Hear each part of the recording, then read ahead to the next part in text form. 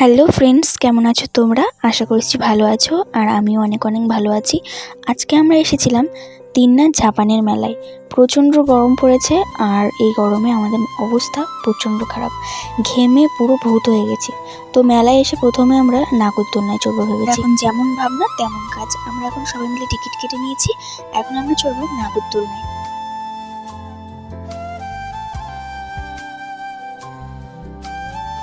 আর এই দেখো বিট্টুর অবস্থা, কি পরিমাণে ঘেমে গেছে আর প্রচণ্ড ভয় পাচ্ছিল।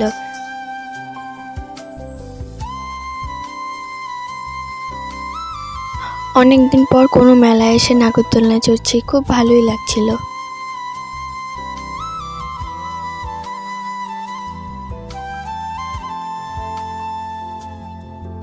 তারপর একটু সবাই মিলে ফুচকা খেলাম, একটু কেনাকাটি করলাম, মেলায় ঘুরলাম।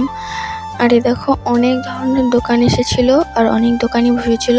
তো আমরা ওখান থেকে কিছু জিনিস কিনি, তারপরে কুলফি খাই, দেন আমরা চাউমিন এগরোলের দোকানে চলে আসি।